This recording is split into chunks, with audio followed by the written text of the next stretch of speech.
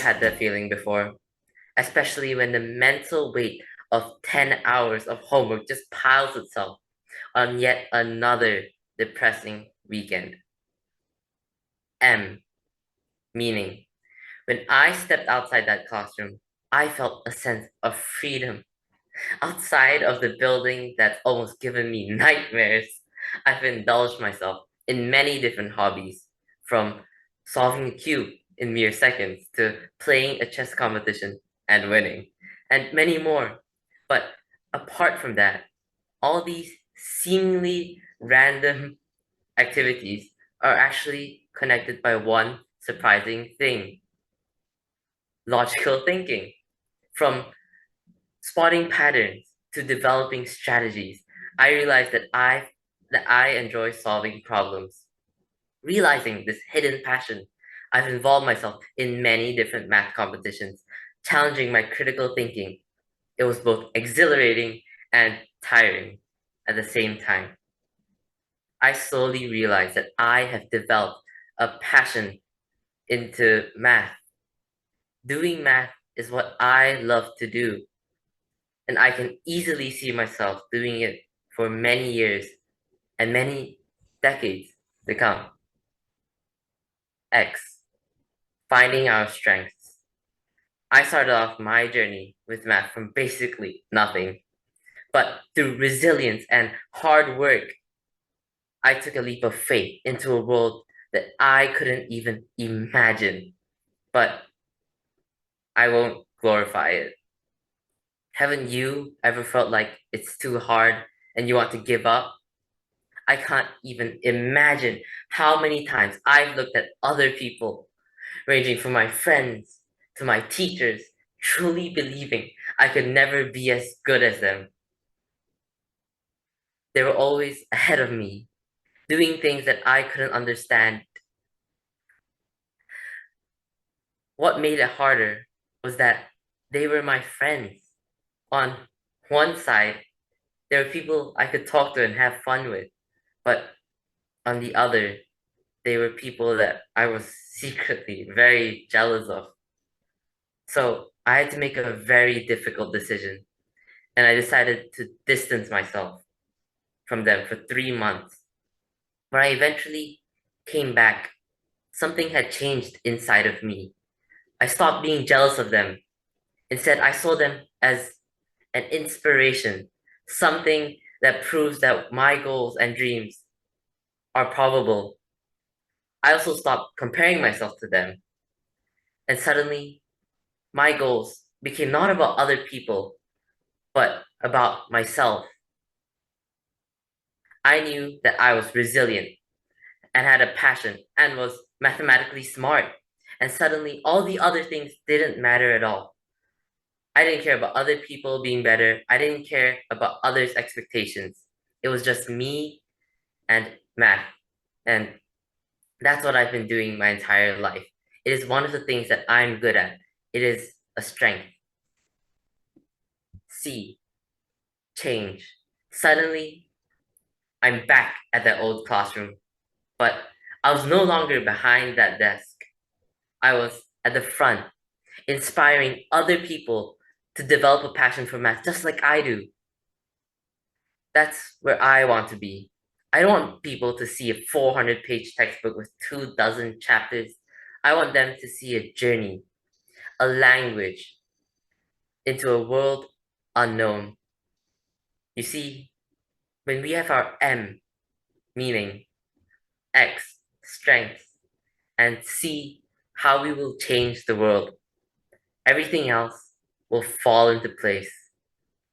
And connected by y equals mx plus c, we will have solved for our y. Our y. We will know why we do the things we do and have a direction into the long road of life ahead of us.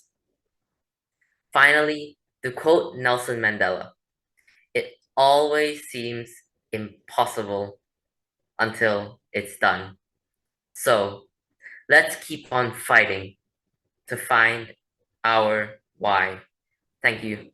Do you wake up every morning thinking, What's the reason that I wake up for? Well, I can actually go sleep back onto my bed, right? Like, why not? But have you ever wondered what drives you to wake up? Good evening, ladies and gentlemen. I'm Jaynie, and today I'll be delivering my speech, Purpose of Purpose. What the world needs now is love, not just for some, but for everyone. Love is what the world needs now. But can we love someone who thinks differently, acts differently, or someone who looks different? There is a way to do this, and it is called empathy. To have empathy for another person means setting aside each other's differences, trying to acknowledge and listen to their problems. We don't have to fully agree with the person, but just by listening, love can be spread out little by little, just by letting them know that we care. So, what the world needs now is to put aside our differences and treat everyone with love and respect.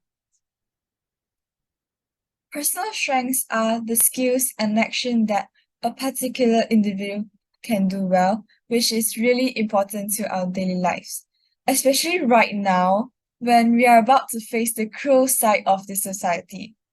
Well, for me, my biggest strength is I am a people person. Hyping up an awkward room isn't a problem to me because I don't find communicating hard. I can communicate as well as understand people well and try to be their listener whenever I'm in it. I even have a nickname in school, which is the social butterfly, because I can get along well with anyone no matter how big our differences are.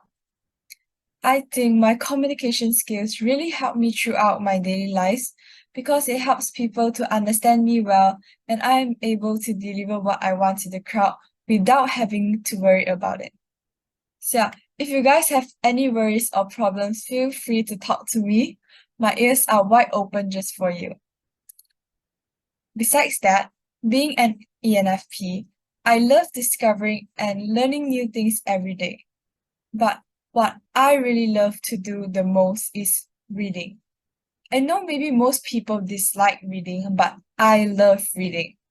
Reading makes me feel happy and I can get totally immersed in it, which I sometimes may end up forgetting about the time, and it's the only time I can be myself. My favorite and most awaited part is coming across the climax of the story, which definitely is another reason to keep me hooked onto it. Another fun fact is I love collecting books as well. So that's why I have a kind of huge book collection, which is my own personal little library.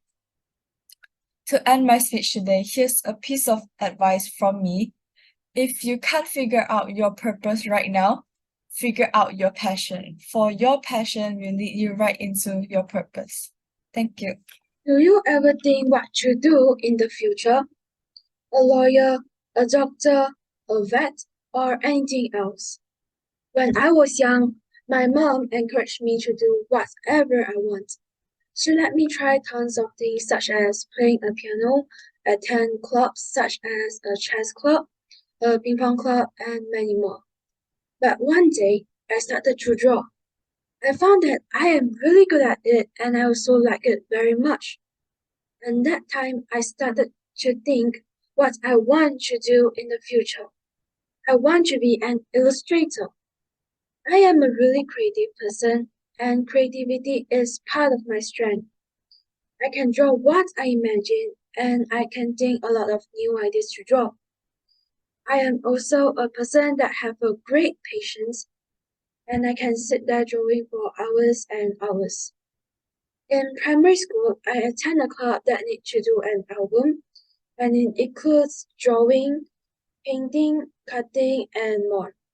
And we need to work with a partner. I am the one who do the drawing and painting job, and my partner search for information and do the cutting and painting job. We then represent our school to attend an album competition held by the Sinju newspaper. And our topic is Love Starts from Home. We almost do hundreds of pages, and we use 2 months to finish it. and at last we won a competition. In secondary school, I attend a drawing club. There are 4 groups in it, and they are sketching, original art, comics, and watercolor painting. And I chose drawing sketching. Sketching is a big challenge to me that time I just joined. I think that human figures, the movements, and the animal are really difficult to me, and I keep practice drawing it. And now I'm quite good at it, but not that good. Still need to improve. In conclusion, I think that drawing is really good to the society. It can improve your communication skills and your creativity. Besides that, drawing also can develop your patience.